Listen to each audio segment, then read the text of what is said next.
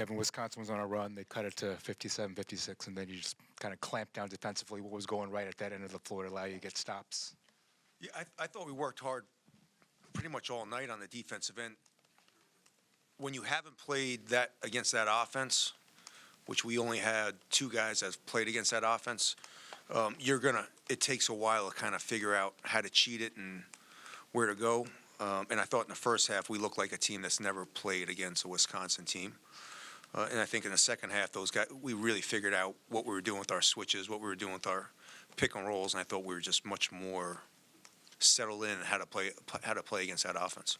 How much did the environment, the crowd help you kind of get through some lulls that you had? Yeah, I think more than anything, the crowd was great because it gave us an emotional lift. I mean, coming off the Indiana win and really the two road wins, you know, we've been on the road in January for like 15, 16 days. So to come home to a great crowd and play against a really good team and play well was good. Hey, Coach, can you just talk about, as far as minutes off the bench, how you just gave us a spark off it? Yeah, I mean, you know, I didn't go to the bench against Indiana just because it was one of those situations like, you know, we were just riding with it, and there's a lot of timeouts around the 11-minute mark. But Tafar's been great all year. He's given us, you know, he spaces the floor. He's able to shoot the basketball, and defensively, you know, we're able to switch with him.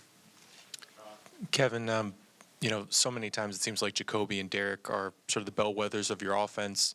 Obviously, both of them kind of slow shooting. What does it tell you about your team that you're able to kind of hang with Wisconsin through that stretch as they were kind of still looking for their shot?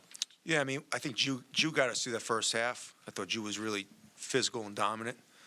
And I thought the bench gave those guys a chance to kind of settle in a little bit and kind of catch their breath. You know, I think it was good that Tafar gave us great minutes. I thought Deshaun gave us great minutes, and it gave everyone a chance, gave those two guys a chance to kind of sit on the bench and kind of just collect their thoughts. Ryan on the left and Dave. Coach, Wisconsin had a lot of good backcourt players, still 23 from Tanji. What was the defensive game plan going in and able to let him get his but still come out victorious? Yeah, I think the biggest thing is Tanjay's a heck of a player, but you can't let two of them go off. And that's kind of what, in their wins, you know, Clutch Smith plays good or Blackwell plays good, and, you know, Tanjay's going to play good every night. I mean, that kid's just, he's legit. So really it was kind of like try to limit as many good looks that Tanjay gets, but at the same time make it really difficult for Blackwell and Clutch Smith. Kevin, 7 of 11 from three-point range in the second half for you guys. What were the seeds to success from the perimeter? Yeah, again, we talked at halftime. Just we got a lot of good looks in the first half, but we were just kind of, again, I think we were a little either amped up or not amped up enough. And I thought Selton's 3 and Deshaun's 3 were huge. You know, kind of just we got good looks, but I think, you know, Selt hit a couple. I think Selt hit the first one in the half. Then he hit one when we were down 6 to cut it to 3. Having the right guy shoot them always helps. And defensively, you guys end the first half. I think you held them to 2 of 11 to wrap up the first half. 2 baskets in the final 5:53 of regulation. How encouraging is that to have your guys play that well going into? Yeah, you know, these guys have talked a lot about, and they talk as a group. They've talked a lot about, you know, in our losses, kind of what our Achilles heel has been, and a lot of it has been letting teams go on runs towards the end of the first half and not getting stops towards the second half. So it's kind of fun as a group. They really do talk about it in huddles and in practice about getting better and just focusing on certain things. So as a unit in a group, I think they've understood that, especially in this conference, that, you know, you can't give up 6-point runs like we did to Oregon in the first half. We gave up an 8-point run in the middle of the second half. So just trying to limit runs. He was watching. Kevin, certainly a lot of basketball left, but how much stock do you put in the position you're in now, 4th in the Big Ten, to be able to control a double bye in the Big Ten tournament? I think the biggest thing was just getting through January. I knew January was going to be hard with the two swing trips. So I think the biggest thing is, you know, we're getting a nice week here, a bye week, and just getting these guys refreshed mentally going into which is what you want to be, a fun February. Gibson. At the beginning of the season, it feels like Julian had a big game, Derek was a little quieter, vice versa, but recently they've both kind of been playing well together. What's been working, and has anything changed that's allowed them to be successful together? The size helps.